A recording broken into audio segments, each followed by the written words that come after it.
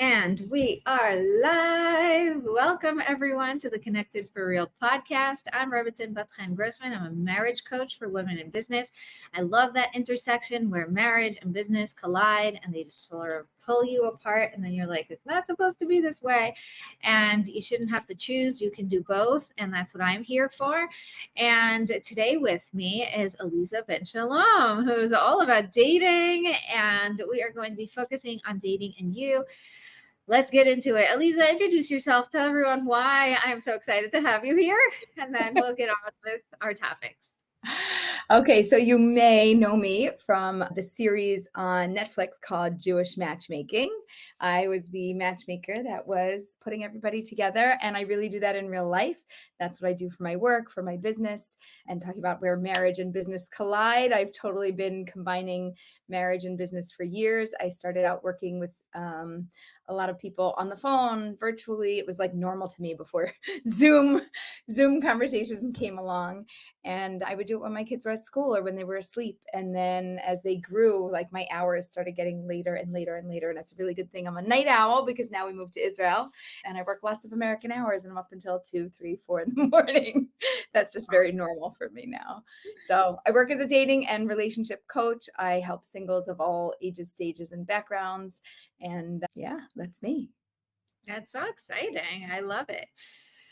I love it. And let's get into a lot of my listeners are married because obviously I'm a marriage coach, but a lot of them are not. Some are early daters and they're, just getting into it and not really sure how to make sure that they're quote unquote doing it right.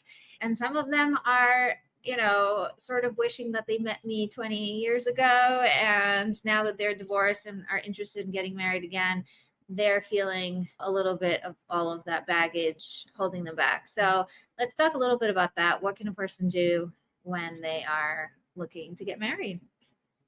Okay, so when you're looking, you were talking the second time around for a minute.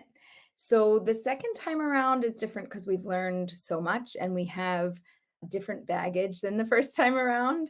So we are really looking for somebody who, I'll explain it like this. First time marriages, a lot of people are like, ooh, opposites attract. Like, I want something that's like different than me. And like they work through the marriage and there's lots of, good challenge, so to speak. Right. And second time around, they're like, no, I don't want to do that again. No, no, no, no. Like, I'd rather, there's two types of twins. There's identical and fraternal, right? First marriage is like fraternal twins and second is like identical, right? I want like my identical twin. I want the same hobbies and I want the same interests and I want the similar backgrounds and I want things to align where we don't have to work so hard just to even get to a nice baseline.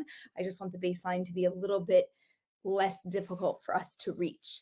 And I really I respect that. Do you know what I mean? Like I understand where you're coming from. Marriage is hard enough. Why should we make it even more challenging? Why should it be more difficult when we don't know? So we don't know what we don't know. But once we actually know, it is really nice that we align with similarities, then just work to figure out all of the differences, which there'll be plenty of differences, even if you're quote identical, right? You've seen identical twins. They're not really identical. There really are very many differences about them.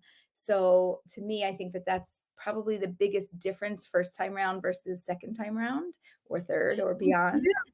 Would you say that first time around should be a little bit more aware and try to find similarities as opposed to, sort of go with that opposites attract thing?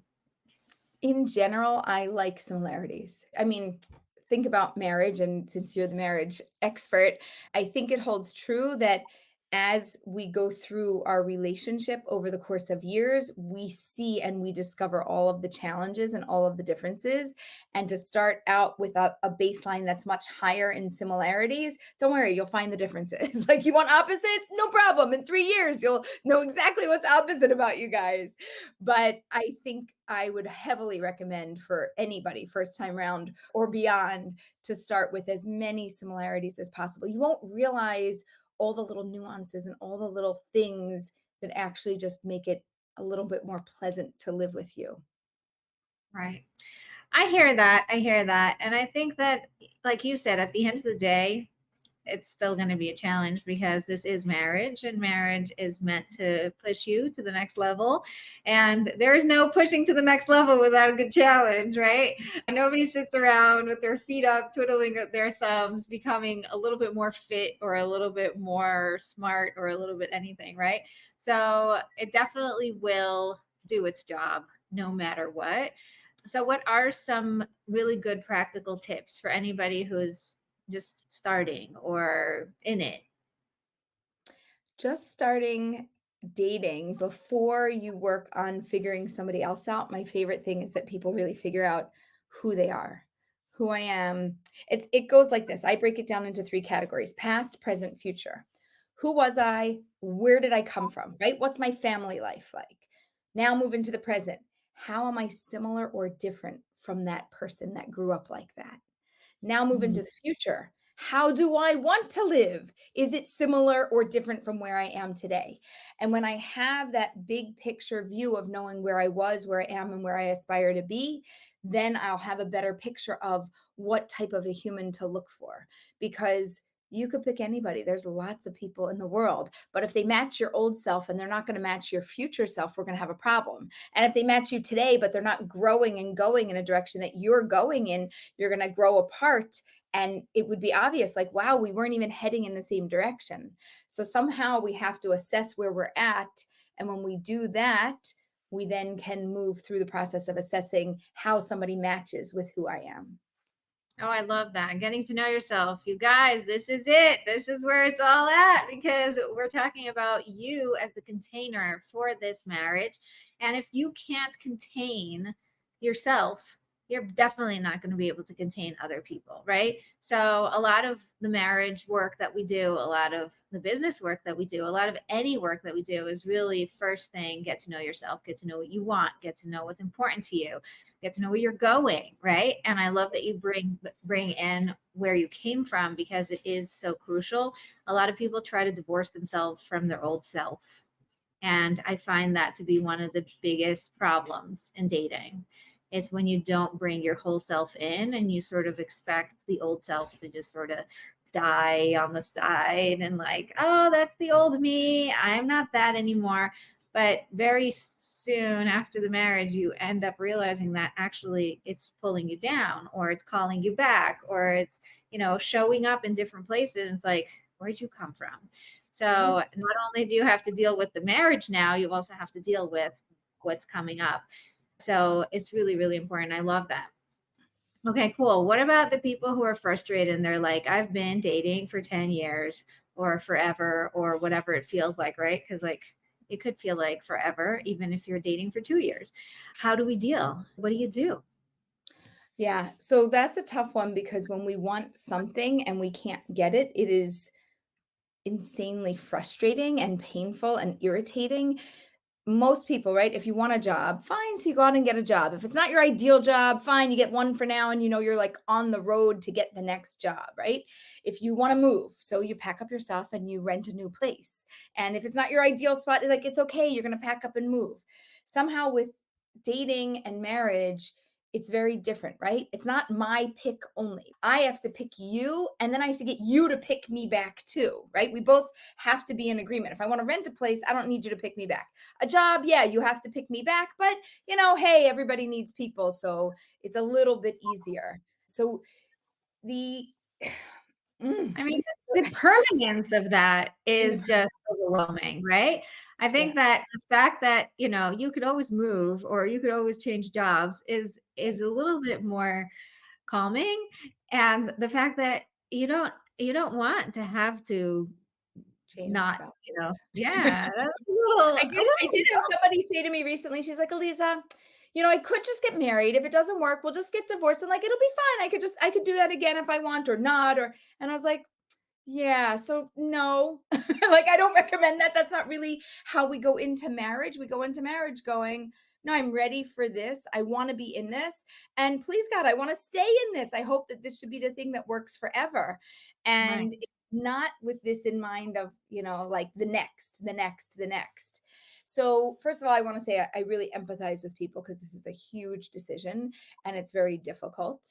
And The number one thing that I tell people is if it's something that you want, you just keep going for it, because the person or the people that I see that find their partner and get married and build their life are the people that never give up. Sometimes people are like, "Oh, it'll come when you least expect it. When you stop looking, everything it'll just, that's when the water boils. Like that's the whole, watched pot never boils, and all of a sudden, poof, it's going to magically happen." Yes, it will magically happen, but by not tending to you, by not tending to the situation, I don't think that it's ideal. I think that sometimes we have to hyper focus on meeting the person, and then other times we have to hyper focus on being the person. I had a Mm. client once and she had been looking for years, and she's like, "Aleeza, I'm like, I really don't even know what to do anymore. It's been like 18 years, like going on 19 years." I said, "I know." I said, "What do you need to do for you to be a happy human? Where do you need to live? What do you need to be doing?" And she's like, "Actually, I need to move. I don't like where I am." I said, "Move like to the next, block, or move like out of the city?" She's like, "No, out of the city, like across the country." And I was like, "Okay, tell me more. Like, what's that vision and where do you want to be?" And we talked it out and we visioned it out. And she went to visit and then she's like, "I want to stay." I was like, "Great, pack up your stuff and move."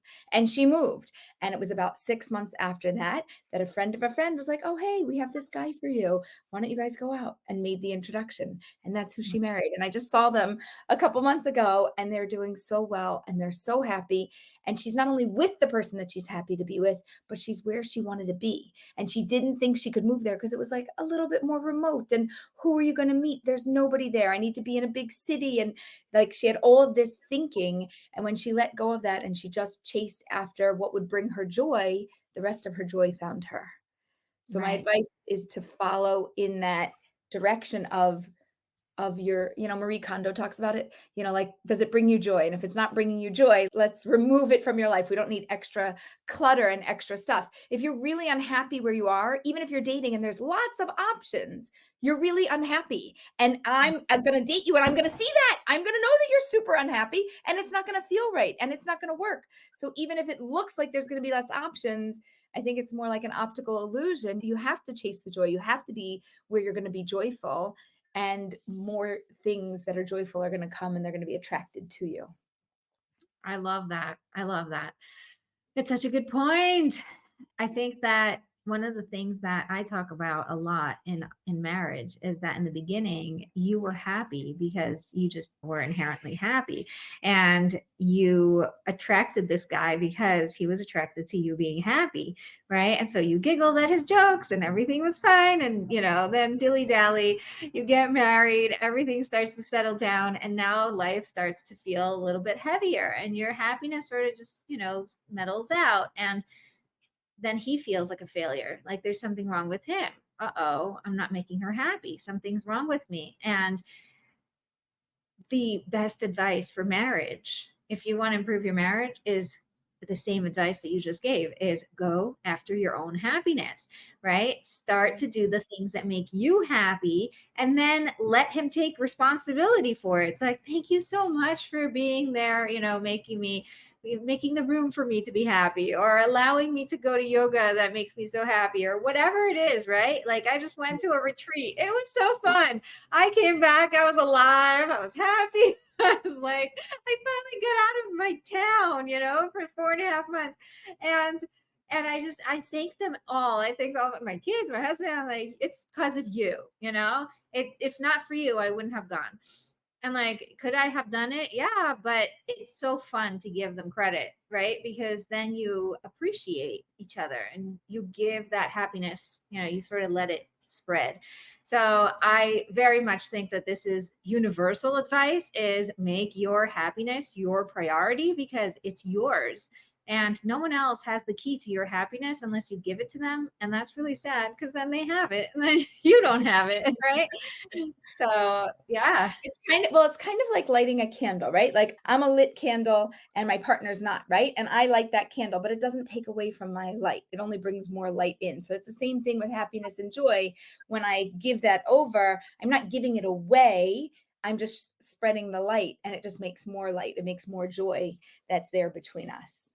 Yeah, I love that. And I love that you said stop falling into those rules and thoughts of like, but there's more men here, or, there's a bigger pool, or what are you going to do? There's not enough fish in the pond, or whatever. All these things, we fall into that, and then we don't give ourselves permission to just go for the thing that will actually work for us and make us come alive.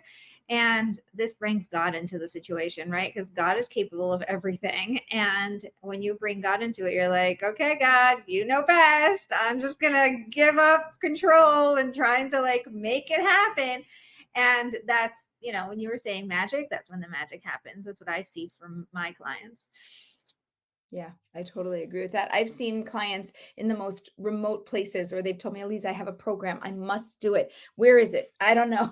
In the middle of nowhere. How many, people there are single and this, that? They're like, two, I was like, well, then you're gonna have to date online, They're like, I can do that. I can do that. I said, okay, fine.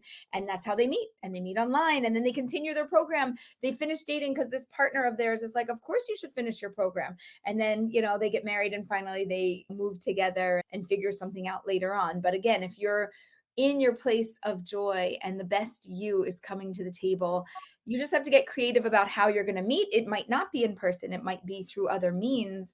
But today, like the whole world is so small. You could literally be anywhere. You could be on an island all alone. But as long as you have Wi-Fi, you have the whole world and you can meet anybody while you sit on your little island alone.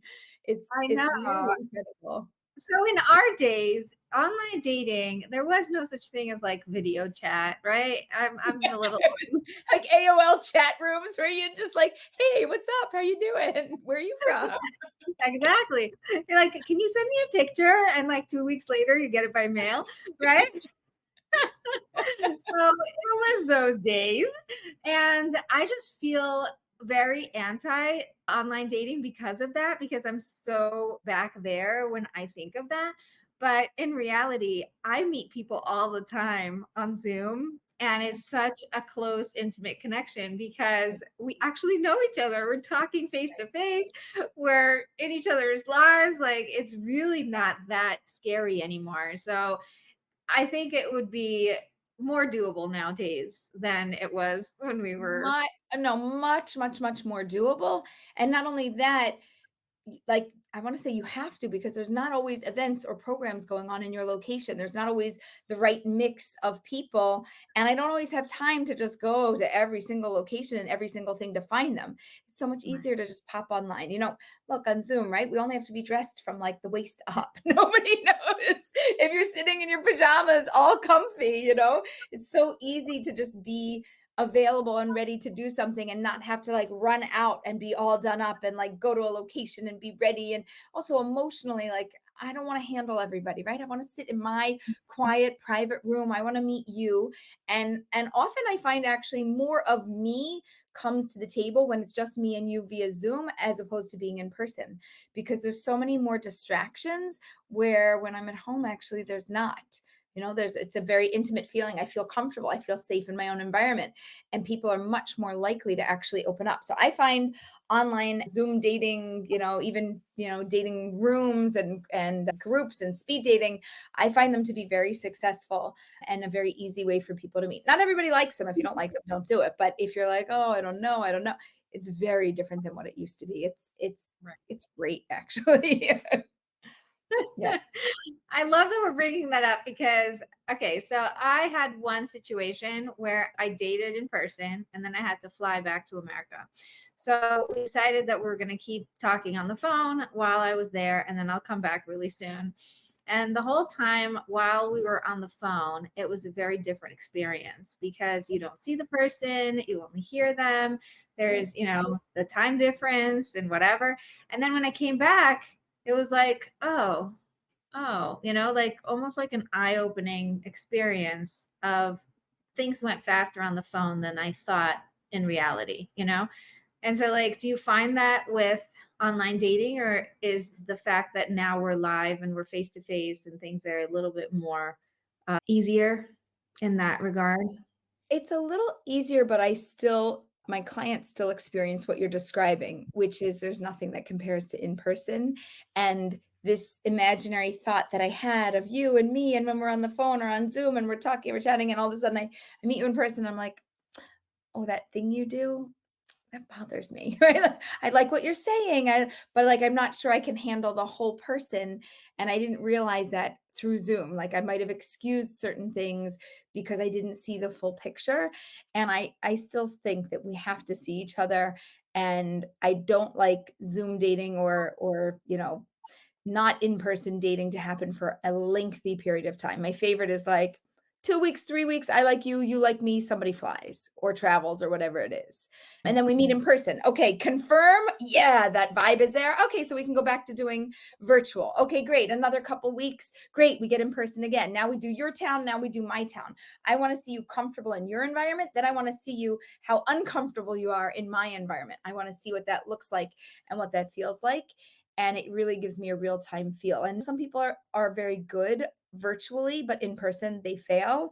And some people are very bad virtually, and in person they shine. Other people are bad on Zoom and bad in person, and other people are good and good. You have like 4 different types of people. And you never know which one you're going to get until you experience both in person and virtually. Like I'll just tell you personally, my husband is not a phone guy. Like it's not his thing. Every once I don't know, 3 times a year, he could really have a deep, meaningful conversation on the phone. And now that I travel a lot, it makes a really big difference and we're working on it. But like, it's not his thing. He doesn't love the phone. He doesn't love the video. He likes to be in person with people. So when we would try to have phone conversations, it was just like, that was weird. That was awkward. I didn't like that. I don't know if he liked it or not. We don't even talk about that, but I didn't like it. And then I see him in person and I'm like, we jive, we blend, everything goes so well together. This is amazing, right? So if I would judge just based on a phone conversation or a video conversation, I'd be like, this probably isn't going to work. But Mhm. because of the experience in person, I knew that it would, and it really was never an issue. Now I'm traveling a lot more because I'm doing a lot of in-person programs, not just all over America, but all over the world. And I'm away more, and we've had these deep conversations like, we have to talk more while I'm away. Like we have to make it really a big point to get on the phone, to have what to say, to have how to carry the conversation and make it work because it's really difficult. And the funny thing is, he's actually a little bit more focused now and totally with it on the phone conversations. And I'm the one that's distracted because I'm the one that's traveling and there's so much going on. And like it's very hard to just slow down and be totally present and have that conversation without falling asleep and being jet lagged. So now we switched places. Yeah, I love that. What do you think about checking out the person beforehand? Like, in our days, it was show me a picture. Nowadays, it's like, oh, let me just Google her, right? Right, Google Stock. Everybody's gonna do it. Yeah. Every And I just feel like it's not real, just like we were talking about, like on the phone, a picture is so difficult to judge because you could have a great picture of a really terrible looking person and you can have a really gorgeous person looking really bad in a picture. How do you get over that judgment? So, first of all, I want to acknowledge it's more than photos. When people are Google stalking you, they are checking out what were your last couple of jobs, where have you been, where have you lived, who are your friends. They're literally stalking the whole persona because that's what we have the ability to look at today, not just to look up a photo of your face, but to figure out who you are as a person. And people are really putting on their detective hat and they're like, let me dig into your life. Oh my gosh, we have 6 people in common. Let me call them. Let me find out what they know about you. Maybe one of them has dated you. Maybe they have more intel. So it's a very personal thing that is happening, and sometimes the information is true and it is real and it is relevant to you, and it is really good that we're looking into this. And then other times the complete opposite is true, where it was my experience of this person, and for you, that's good. One man's trash is another one's treasure. So for you, it's bad, but for me, that's perfect. That's what I needed. And if you don't know how to sift through the information properly, you could very quickly say no to somebody that's right or say yes to somebody that's wrong. And so we're left with a little bit of a challenge. And the question is, how good of a detective are you? And how good are you at deciphering what this information means to you? Because to be honest, there's a lot of information to be had. And at the same time, we shouldn't jump to conclusions because we have part of a picture. So I remember somebody explaining this. If you're walking by in a neighborhood and you see a fence, right? So you have slats and there's like slat gap, and you can see just little slices through. And on the other side of a fence is a dog, and the dog goes running through. Okay. What do you see? You actually only see slice of dog, slice of dog, slice of dog. Why? Because there's a fence blocking it. Okay. But what does our brain do? Our brain knows that there's a whole dog behind the fence, not just a slice of dog. And our brain sees a dog running behind the fence. Now, that's an accurate picture, and that's true for your brain. We try to do that with information that we gather. And that's where it's not true. Because while it's true that there's a dog on the other side of the fence, I don't know what's true about this person. I'm only putting together the pieces of information I have in those gaps, gap, but I don't actually know what's filling that in. My brain is filling that in. And the picture that I create is not necessarily a true picture of who this person is. Now, if I want to validate it and I want to verify it, I can meet them in person and I can be like, yup, you see, I was right. I knew exactly what was going on here. I had all these details. But at the same time, you might meet them and go, holy smokes, I almost missed you. Oh my gosh, you're my soulmate. And I almost blew it because I was judging just based on little pieces of information. And actually, I really didn't understand the big picture. And now that I do, I feel so much more connected. So I think that we have to be very careful. And I think on one hand, there's a lot of information to be had, and it may be helpful to you. And on the other hand, if you're not sure and if you don't have a complete picture, just remind yourself, I only have pieces of the puzzle. I don't have the whole puzzle. I might think I know what it looks like, but I could also be wrong. So let me investigate it fully and make sure that I actually get to know the real person before I make a final decision. Right. I used to like going on first dates just to meet in real life and not have to judge by the stories or the things I was told. And I found that to be extremely helpful because Yeah. I found out so much more just intimate information that it wouldn't be on social media or on any whatever what we used to have then, which was not social media, but from real social, right? Like things that people would say Yeah. about or things that you would hear. And I would just meet them and be like, oh, so either I would say, oh, okay, this is for sure not for me. And now I've confirmed it. And I don't have a rule about second dates. Like if I felt that it wasn't right for me, I'm done. I don't have Right. to waste my time, your time. But for for a lot of guys, that was, very interesting that, oh, I didn't know that. Or, that opened up my eyes to something. Which brings Right. me to I think every date is a learning experience. And if you don't see it that way, then you're missing out on like one of the biggest nuggets of gold available to you. I agree with that. And I think that it's not just a learning experience about who the other person is, but it's a learning experience about who I am in relationship to whomever Right. you are. And I think that we constantly discover and uncover different parts of ourselves as we meet different people. There's a different part of me that shows up, like we talked about before, like this old me that I thought was like done, buried, gone, and I had gotten rid of her. It's like, pop, there she is. Oh, hello. Like okay, this is something different. So I think that each experience is a learning experience, both about the other person and about myself and about me in relationship to other. I think, like you said, there's a lot of golden nuggets of wisdom that can be unearthed and dug up and dealt with. And I think it helps us if that's your person, great, then it helps you moving forward. And if it's not, same thing, great. It also helps you moving forward. Right. I have a story that really illustrates this. I went out with a guy who was wearing blue strings on his, I don't know how to say that in English, blue fringe, I guess. Yeah. Yeah. And my father wasn't doing that. My brothers weren't doing that. So I found that to be really strange. We're talking like, 20 something years ago. Right. And I asked him about it. I thought it was really strange. And he started giving me the whole explanation of why he started doing it and what his rabbis told him and why it matters and why it doesn't matter that, if it's not the real thing, it still doesn't matter because you're not doing something wrong by having it, whatever. And he basically educated me on this, right? And at the time, I was young, immature, not really sure. I wasn't learning these things, like they weren't applicable to me. I'm a woman. And I just found it very interesting. So whatever, it turns out he's not for me. We move our separate ways. I end Okay. up meeting my husband who has blue fringe. And now I'm like very confident that this is fine. I'm like, oh yeah, I know all about it. It's totally cool, you know? And meanwhile, like, just the other day I had to be educated, but now I feel so good about it. I'm like, yeah, this guy really knows what he's talking about. Like he's up there. And suddenly I was able to respect him and not be weirded out by it. And it's funny because nowadays, like, the husband I married is way beyond just blue fringe. He's doing a lot of things that a lot of people are still Very behind. all fringe. He is, We should get our husbands together. They'll get along.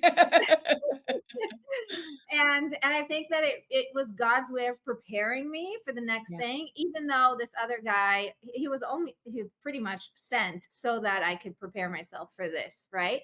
And I was very intentional when I was dating. I would actually keep a journal where I came back from a date and I'd write, what did I learn about myself? And what did I learn that matters to me and my husband? And it was really fun to collect this information, and sometimes it was just like random things, like it matters to me if they have good teeth or not, because I have a good smile and I think smiles are really important. And if I don't like his smile because his teeth are all like, dirty or crooked or something, like it's gonna really bother me. And this was something that was so physical and so material, like I was almost embarrassed to say it, right? But Yep. it was important for my awareness so that I could just Right. put my finger on it instead of being all like, I don't know, there's something fuzzy I can't put my finger on. You know what I Right. mean? Yeah. Yeah. It's very hard to identify all those little nuances and details of what works and what doesn't work. And when you figure it out, there is this certain joy of like, yeah, it does matter to me. Like, sorry, materialistic, just what it is. Like we're a body and a soul. There's two parts to us. So there's this inside part that has to match up about who you are, but then there's this outside part about how you show up in this world that also has to be a match. And it can't be this or that. It has to be this and that align to a degree that you really will enjoy. Yeah. What do you say about situations where you keep going out and the same issue keeps coming up? And it's like, oh, I can't stand it anymore. Like all the guys are the same, or all the girls are the same, or the same issue is coming up. And I'm just feeling lost in the rhythm of what's going on. So for me, I'm thinking, I'm like, they're not all the same. They're not all the same. So you must, like you, whoever it is, must be doing something that is attracting the same type of person. So I would dig inside and be like, what am I attracting to myself? And what if I tried to date somebody? I would first try to go like opposite, like go totally the other way. So for sure that you're not getting the same and see that, like, wow, there is something else that exists. Probably you're not going to like it because it's a little bit too extreme, but then I would balance back and I would start to bring yourself back to the middle where you are trying to see exactly what does work for you and to what degree, but where you're at is drawing the same type of a thing. So what we do know is that you shouldn't keep going for what you've always gone for, and you should change it up slightly to try and get different results. Yeah, I hear that. When I get this question, I like to bring in the mirror effect, right? Mhm. Because you walk into the house and you see a mirror and you see that you have a spot on your shirt. And then, you start to scrub it and clean it, the mirror that is, and the mirror isn't cleaning. You're like, oh, I can't get it to clean. It's like, because it's not on the mirror, right? It's on you. And as soon Right. as you change your shirt or clean your spot, it's not on any mirror. Like you could walk by any mirror and not see it. So Right. sometimes when we're being shown the same thing over and over again, it's just me having to pause and be like, where do I see this in my life? And where do I need to deal with it in my situation? It could be Yep. very different, but the same, type of spot. Yep. And then once you clear it, you're just not going to see it again. Right. Right, that's a I'm seeing this. beautiful, yeah, beautiful example. I'm like, right. Right. Is it on them or is it on me? Oh, it's on me. Oh, like I keep doing it to myself. What? For real? How? That's what people want to know. How? How do I keep doing it? Are you sure it's me? It's subconscious. And I think that a lot of people, you know how they say, like, oh, your stomach's hurting. Oh, it's all in your head. Like, excuse me, it is in my stomach. It hurts. It is a real thing, right? And the answer is yes, it's a real thing. And it's starting in your head, right? A lot of the things that we're worried about and stressing about, it's telling our brain, you have to protect me, right? And your brain will protect you by giving you physical pain so that you don't have to worry about the emotional pain, which is way more painful. So your brain is helping you by giving you the physical pain. Physical pain is real. Let's not just say it's in the head, but it definitely starts somewhere there. So, same thing, like subconsciously, there is something that you need to work on. So you're going to constantly see it and be annoyed by it. Like, oh, why is everybody so anxious? Why is every single guy bringing up anxiety as one of their things? Right, And why do I have to deal with an anxious husband? right, What's going on? Right. And right, so take a deep breath, do some inner work. Where do I find anxiety in my life? Where is it hitting me? Where is it showing up? right. And how do I deal with it? I think that's one of the most helpful things that I've ever been able to uncover, even just for my own life. Yeah. Yeah. I'm so on the same page with you. And I think that the more that we can be real with ourselves, love and accept who we are and accept where we're at and say, okay, it's okay. Like I could have, I just because I have things that I have to fix also doesn't mean that I'm not exactly who I need to be today. Like in the same way that I am who I need to be right now, I also need to become who I need to become. And looking inside and figuring that out, where I have an acceptance of where I'm at, enables me and empowers me to get to the direction that I need to go, to the next spot, to that next location. It's really, it's empowering and at the same time really challenging because I don't always want to change, you know? No, no. If it was up to our brains, we would be nice and comfy in our comfort zone forever. Forever, totally forever. After all these things that are scary and but yeah, I think that's one of the things that, it brings us to the next thing that I am thinking about. A lot of people are so afraid of marriage because of the things that they have experienced on other people's marriages, like their parents or other things that they've seen, that or siblings, right? That they're holding themselves back. I know personally a girl's brother got divorced right before she started dating. And so, like, her biggest thing was, I can't let that happen to me.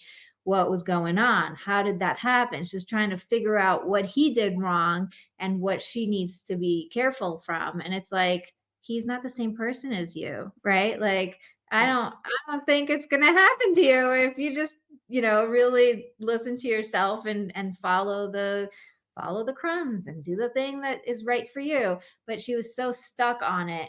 And, of course, people whose parents are divorced have a really scary time just in general because they're afraid it will happen to them. What do you have to say about that?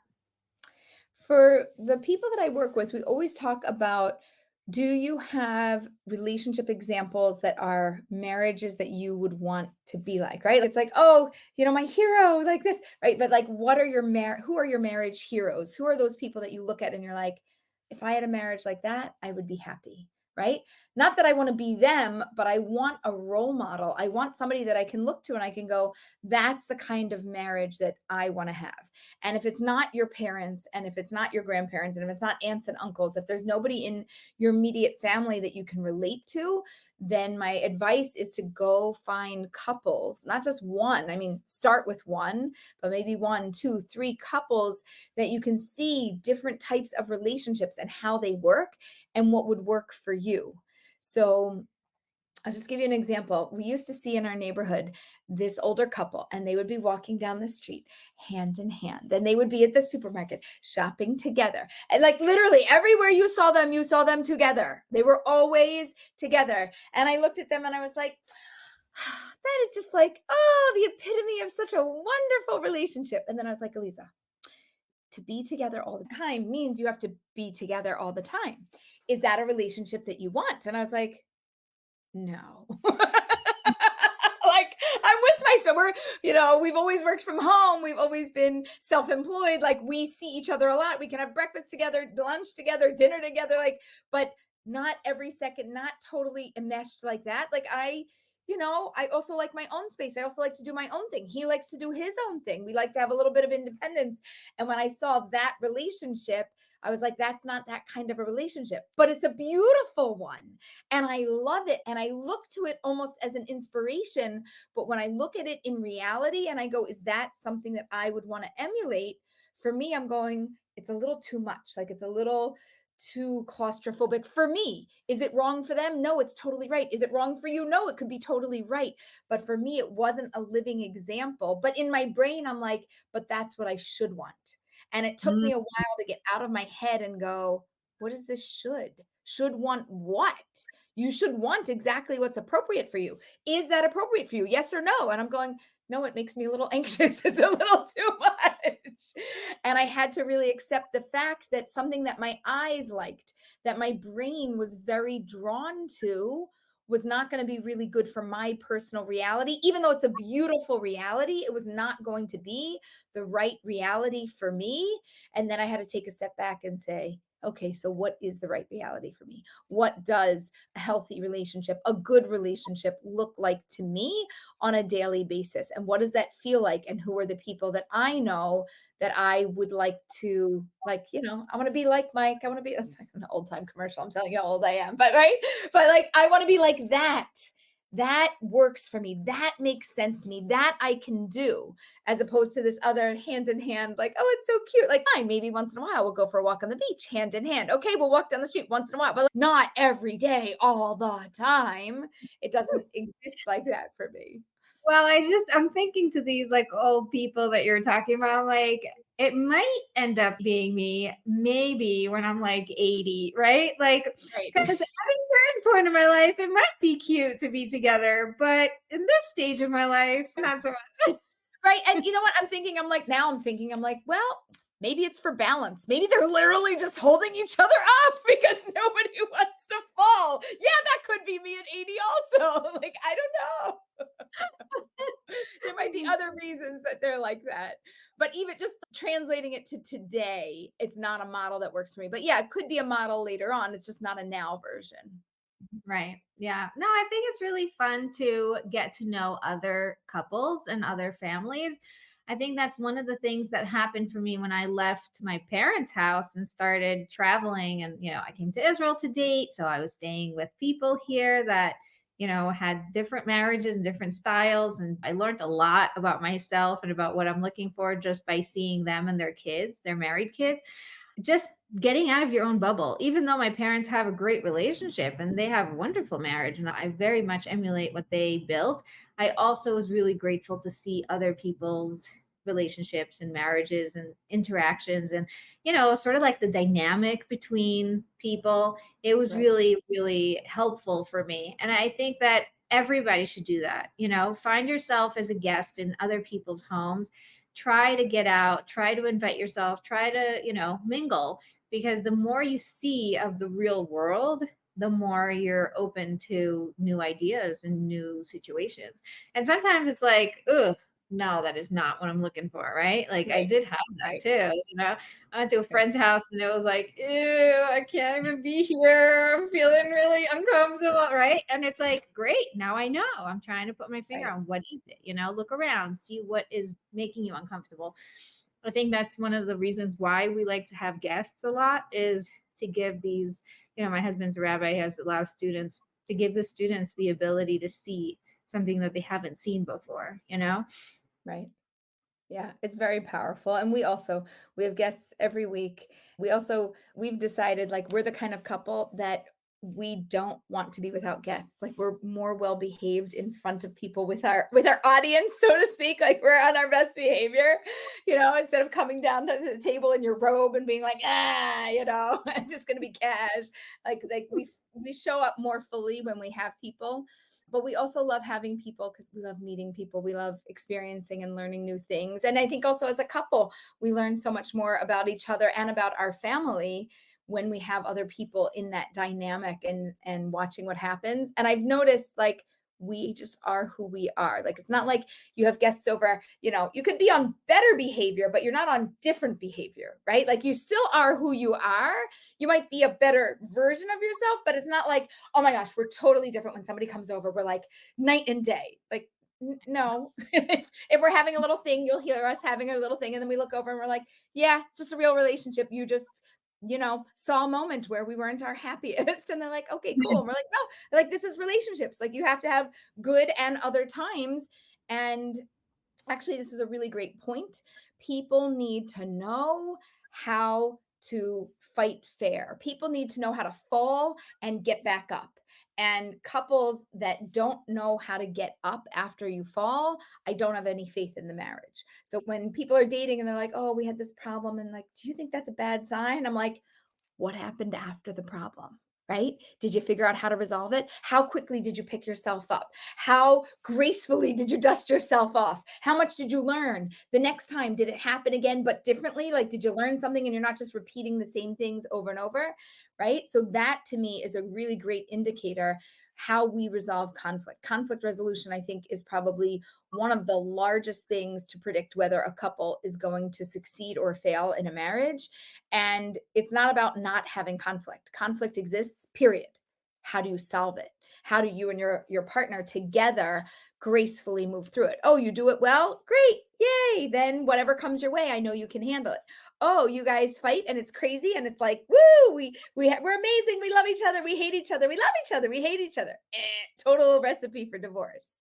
So I think conflict resolution is a huge topic that's not dug into or talked about often enough. Okay, so for the last couple of minutes that we have together, give us one tip of how to resolve conflict in a practical way. So I think the first step is learning what your conflict resolution style is and understanding that, and then understanding your partners. So for example, some couples, one side loves to talk about it. Like they have to talk about it. That's how they think and they process, by talking about it and working through it. And they have to do it in the moment. Otherwise they totally forget everything. Another person might have an avoidant type style where I can't talk about it. Like I actually have to go and process, and I have to go think on my own, so that when I come to the table, I actually know what's going on in my head and I can express it more fully, because I can't just do it on the fly. So just for example, if we have a couple like that with conflict resolution, the one who needs to talk right now needs to figure out who they can talk to when they can't talk to their partner, because they still have to have the insights. They still have to move through the process. But if their partner is not ready today, then they can't do that with their partner.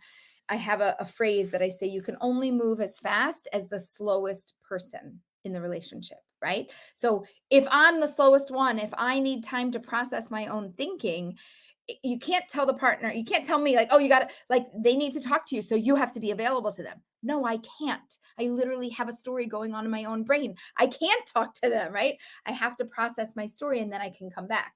So the other person then needs to find an outlet and a resource to gain feedback, to gain perspective, and then you usually figure out a pattern. Like, do you need 2 hours? Do you need 2 days? Like, what's the time frame you need to process that data and then come back and have the conversation? Another thing about conflict resolution, whoever is more heated in the conversation is not always, but possibly more wrong, or at least not with the right perspective. I'm not going to say you're wrong, but you are totally not able to see the other side. And so if you're the more heated one, you have to go, I'm not seeing something clearly. When I'm calm, we can have this discussion, and don't dig in when you're heated. Come back to it, let everything cool off. It's like, taking a pan off the stove and going to clean it when it's burning hot. You're going to put the water on it, it's going to sizzle and like pop in your face and burn you. So don't burn yourself. Let everything calm down, process what's going on, be able to see from the other person's point of view. And you can still say, I'm right. I can see from your point of view, but I'm still right. Fine. But be able to have a conversation when you're not heated. That would be my second piece of Do you advice. think the person who is less heated is also more capable of seeing that this is not the right time to have this conversation because you're just too heated about it? Yeah, but it's really hard for them to tell the heated person that No. like for them to tell you, it's gonna really bother me. You're gonna tell me that you need to go calm down before we have this talk, and I'm gonna be like, yeah, you think I need to calm down, right? It's just like it. You have to have this self-awareness. I will ask myself, like, who's more hot on this? Who's more hot on this topic? Oh, it's me. Okay, sweetheart, we can't talk about this now. Okay, that's it. We'll talk about it later. Done. Like, that's it. I can't, right? It's me. It's me. I'm not ready to have this conversation. A lot of self-awareness, and not everybody has that. Well, that's why we're giving you these tips and tools, and now you know. Now you know better, so you can do better. Yeah, Okay. You got a whole lifetime to practice it. And you don't just have to practice it with your person. You can practice it with siblings and parents and coworkers. Like literally, all of this is generic advice that you could take to any relationship, but it's especially important in a marriage and in a healthy dating relationship. Awesome. I love it. I love it that you trust our listeners so much to be able to like, okay, guys, now we just threw something really good at you. You get to, step But it you know, up. who's going to help somebody more than themselves, right? And I do this with the people that I work with and I coach as well. I have what to share, but I can't fix you. The only person that can fix you is you. You can go to a therapist, you can get support, you can go to a counselor, you can gain wisdom. You want to fix your body, you can get a personal trainer. It's done with you, not done for you. So I know that I'm the only one that can really help me. I can get insight, I can do that, but I know that at the end of the day, it is on my shoulders. So I know it's on all of their shoulders. I know it's on all of your shoulders. And you have to do it and you have to step up because literally nobody else can step up and do it for you. If it could be a done for you model, like no problem, I would tell you if that's true, but it's just not. You can learn the tips and tools and resources. That's what I think we're here for. And to have the insights, but the discipline, you can have an accountability partner, but you still have to have the internal meter and the discipline to be able to gauge who you are and where you are in relationship to other, and to know when you need to back down, when you need to pause, when you need to lean in, when you need to engage in a conversation. It's all part of our life experience, and they're really the only ones that are ever going to know. I love that. I love it. Okay, Aleeza, how can people get in touch with you and work with you and connect with you? Amazing. So you can find me at my name, Aleeza Ben Shalom, Aleeza with two E's, com, and you can learn all about the work that I do. We have coaching, we have courses and programs, we have workshops, we have matchmaking, you name it, we have it. We have a podcast as well called Matchmaker, and we take one question, just one, and in about 10 minutes we answer it and then move on. So if you don't like one episode, you just skip it and you go to another one. That's amazing. I have to go check out your podcast now. I did not know you have a podcast. Thank you so much for being with us. And thank you so much for this amazing opportunity to learn so much. And for you listeners, thank you for listening. And don't forget to come back for next week's episode. I love you all. And don't forget to be connected for real.